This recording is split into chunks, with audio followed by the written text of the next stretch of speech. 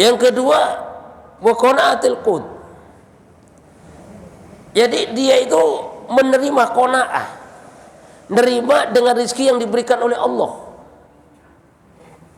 Jadi tidak tamak, tidak rakus, tidak merangsang kemana-mana. Ini kemuliaan yang diberikan oleh Allah Subhanahu wa Ta'ala kepada orang yang banyak ingat akan kematian. Jadi menerima apa adanya. Adanya tahu, makan tahu. Adanya tempe, makan tempe. Artinya apa? Nggak nanya yang lain. Toh seandainya nanya, kalau nggak ada percuma juga, Pak. Ya kan? Belanjanya cuma 10.000, dikasih tempe nanyanya daging, yang ngambek bini kan. Jadi menerima apa adanya, tidak rakus dan tidak tamak. Kenapa? Karena sifat rakus dan tamak ini kadang-kadang terjadi kepada manusia, sehingga kalau sudah seperti itu nanti tidak ada puasnya, ya kan? Jadi suatu bencana dari Allah Subhanahu wa Ta'ala pada diri seseorang apabila seseorang itu tidak ada puasnya. Udah punya truk 1 pingin 2, udah punya 2 pingin 3, punya 1.000 pun masih pingin punya 2.000. Gak ada puasnya. Sampai kapan? Sampai akhirnya mulutnya disumpel dengan tanah alias dengan kematian. Nah makanya orang yang banyak ingat akan kematian akan diberikan sifat qanaah oleh Allah. Kalau sudah yang namanya sifat qanaah diberikan oleh Allah Subhanahu wa Ta'ala, maka hidupnya enak, Pak. Jangankan jadi orang kaya, jadi orang miskin pun hidupnya enak. Kenapa? Karena nggak banyak yang dipikirkan. Orang ini banyak yang hidupnya menderita ini karena terlalu banyak yang dipikirkan. Yang ada di depannya ini didiemin, yang nggak ada yang dipikirkan. Motor sudah ada bagus, cuma yang dipikirkan mobil. Kan ini bikin kagak bisa tidur orang seperti ini. Ya kita boleh punya cita-cita, boleh punya keinginan, tapi kalau terlalu banyak pikiran, pada dasarnya nanti akan mengikis daripada sifat qanaah, sifat bersyukur dalam kehidupan kita.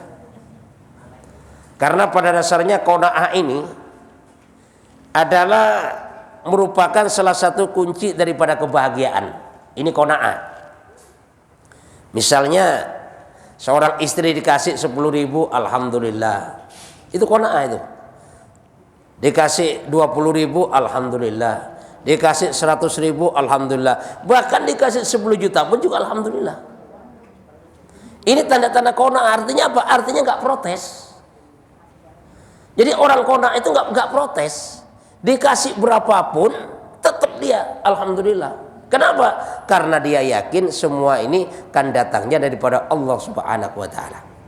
Setiap manusia ini punya pembagian rezeki masing-masing. Kalau kerjaan, Pak, profesi bisa ditiru, tapi kalau rezeki nggak bisa ditiru. Karena masing-masing orang ini punya rezeki masing-masing. Sudah dianggarkan oleh Allah Subhanahu wa Ta'ala masing-masing, sehingga yang namanya rezeki ini kan gak akan ketuker. Lah makanya seorang istri yang qanaah ini selalu ucapannya alhamdulillah berapapun dia dikasih oleh suaminya. Artinya tidak pernah protes.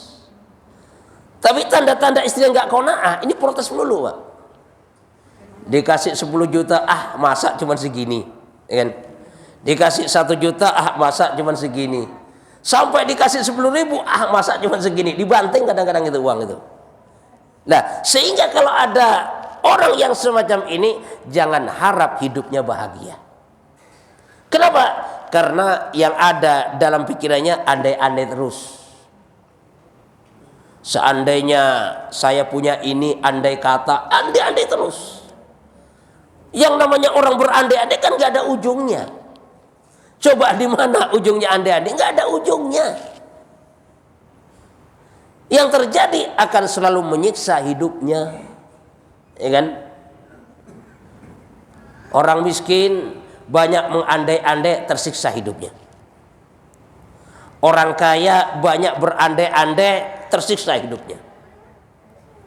Jadi agar supaya tidak banyak tersiksa dalam kehidupan kita itu, kita nggak usah banyak mengandai-andai. Punya harapan boleh, punya cita-cita boleh, keinginan boleh, tapi jangan sampai berlebihan. Artinya apa? Artinya melebihi daripada batas kemampuan, ya kan? Ya kalau misalnya mampunya motor, nggak usahlah mengandai-andai punya Fortuner misalnya kan. Kenapa? Kesiksa nanti, ya kan? Punya nggak stres iya bisa ini nanti, karena itu beban batin. Sehingga seseorang itu kalau sudah terkena beban batin itu rasa berat, sehingga makan dia tidak enak, tidur pun kagak nyenyak. Itu beban batin, Pak. Tapi kalau orang bebannya ini ringan, yang namanya bawaan ringan itu kan enak, ya. Kita bepergian, bawaannya ringan, jadi enak di jalan. Tapi kalau kita bepergian, semua kita bawa berat, Pak. Makanya orang yang hidupnya bebannya ringan, ini pun makan enak, ya kan? Tanda-tanda orang bebannya ringan itu, Pak, dalam hidupnya makan itu bisa nambah, Pak. Enak makan, tidur nyenyak, ya. Bahkan lagi di pengajian tidur juga, sambil duduk tidur, Pak. Ini berarti bebannya ringan orang ini. Karena kalau udah bebannya berat, tidur di kasur empuk pun kagak bisa tidur. Dulu ada suatu kisah di suatu kerajaan, di mana kerajaan ini punya tukang kebun, dan tukang kebun ini diperhatikan oleh sang raja, bahwasanya hidupnya bahagia banget ini tukang kebun.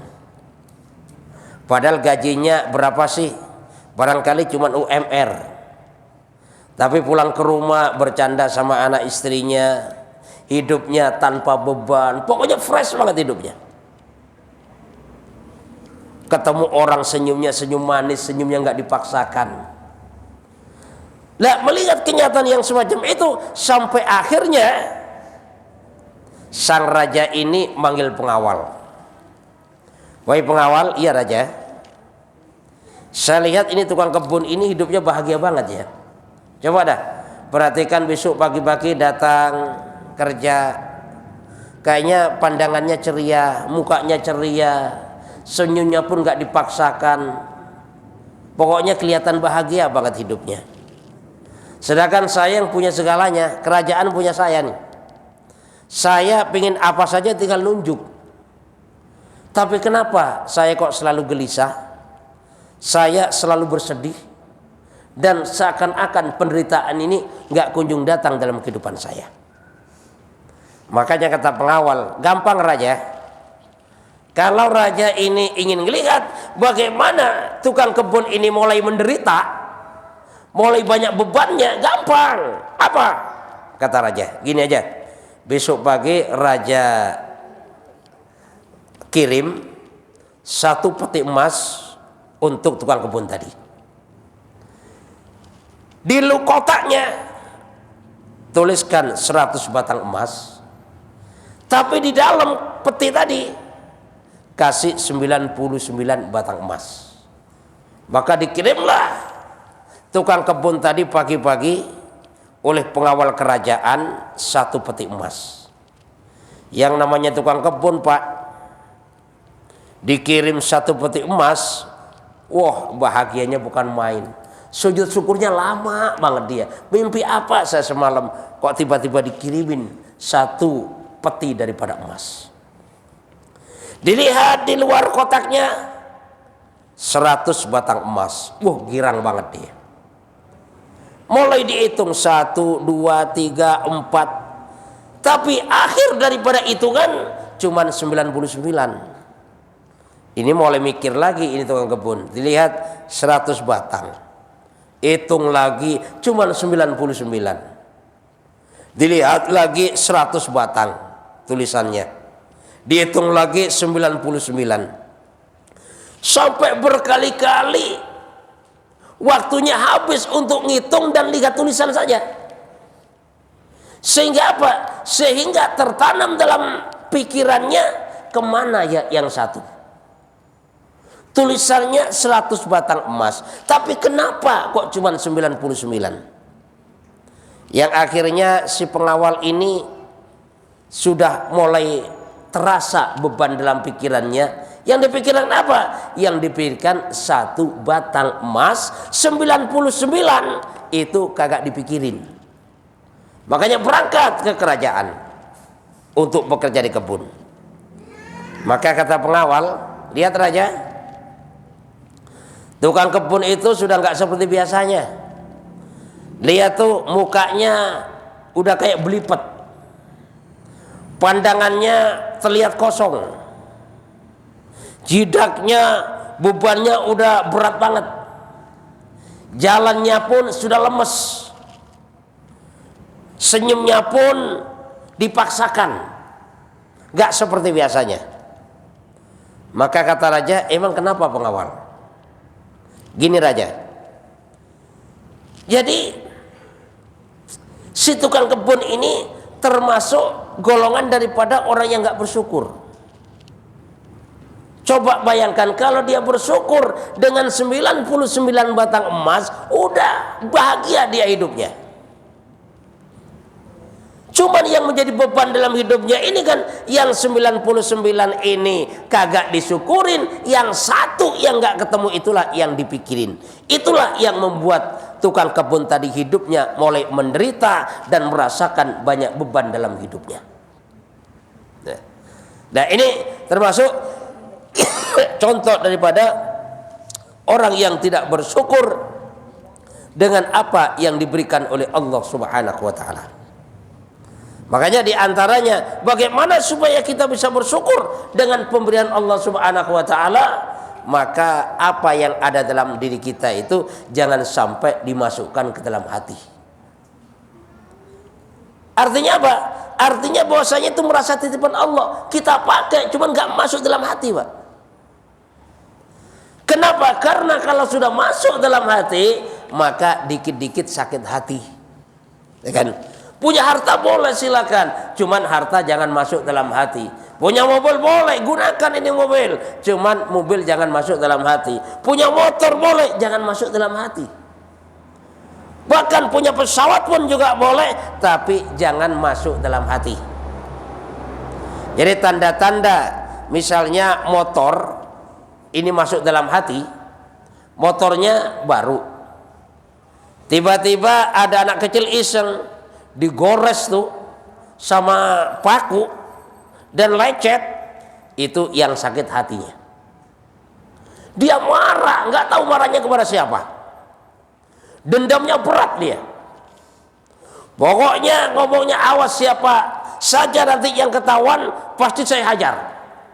Bahkan sampai malam dia kepikiran siapa yang nyoret motor saya. Bahkan berhari-hari mimpi terus bagaimana yang nyoret motornya. Kenapa? Karena kondisi itu masuk dalam hati. Kalau sudah masuk dalam hati, maka orang ini akan mudah sakit hati. Makanya kalau seseorang diberikan apapun oleh Allah Subhanahu wa taala, kalau hanya digunakan gak dimasukkan dalam hati, maka orang yang semacam ini tidak akan mudah kecewa dan juga tidak akan mudah sakit hati. Karena yang namanya sakit hati itu, Pak, itu nggak enak, Pak. Coba dah, sakit hati itu nggak enak. Karena udah sakit hati kadang-kadang orang dendam, itu kan, udah dendam. Orang semakin dendam itu kan semakin parah, ya. Makanya orang pendendam itu biasanya itu banyak menderita hidupnya. Itu pendendam. Ya contoh gini, ada suatu kisah. Ada ular lewat di gudangnya tukang kayu. Tukang kayu kan punya gergaji, Pak. Lewat itu ular. Ular lewat, ternyata kegores oleh gigi gergaji. Yang namanya ular kegores, marah dia ular. Diserang itu gergaji. Gergaji diserang, ternyata tambah sakit dia. Tambah sakit, nyerang lagi. Semakin berat serangannya. Semakin sakit.